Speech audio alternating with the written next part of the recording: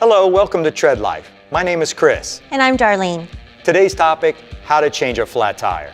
Whether you're in your driveway or installing a spare after a flat on a busy road, changing a tire can be intimidating. But with the right tools, a few tips, and a little know-how, it's something you should not be worried about. So if you have a flat tire, here's what you do. You pull over to a safer spot on level ground.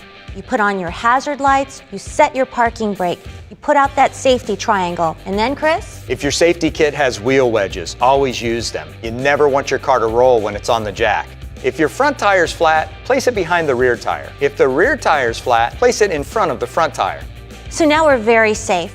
The first thing we want to do is to loosen those lug nuts. And they may be on really tight, so don't be afraid to put some muscle in it.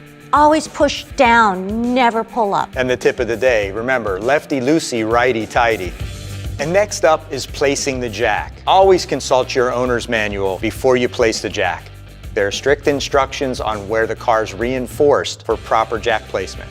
Placing the jack in the wrong place can damage your vehicle's body. And safety tip number 1, never put your arms or legs or any part of your body under the car while it's on the jack. Now you just need to raise the vehicle until the tires are just off the ground. We're using this traditional scissor jack.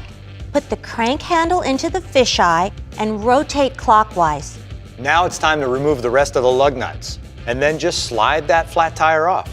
Take the spare tire and mount it on the lug bolts. Just line them up and gently push the spare on. Next step is to tighten the lug nuts all the way by hand. Don't use the wrench quite yet. Once on, double check each lug nut to make sure they're as tight as possible. We're going to use the jack to lower the vehicle so the spare tire is just resting on the ground, but the full weight of the vehicle isn't on the tire yet. Now we can use that lug wrench to tighten the lug nuts the rest of the way. Always tighten the lug nuts with a crisscross diagonal pattern. Now we can lower the jack all the way down and give it one final tug on those lug nuts. Now stow all this equipment before you hit the road. While all this stuff will get you by, it's a really good idea to have gloves, flashlight, and a raincoat in your kit as well. Before you get going, give a quick check to your spare tire's air pressure. If it's under the recommended amount, drive slowly to the nearest service station and give it some air. If you changed your tire because of a puncture, it's important to go straight to your tire technician. He or she can let you know if that tire is repairable or it needs to be replaced. Remember, a spare tire is not designed to drive high speeds or long distances. See, that wasn't so bad. No, not bad at all. See you next time.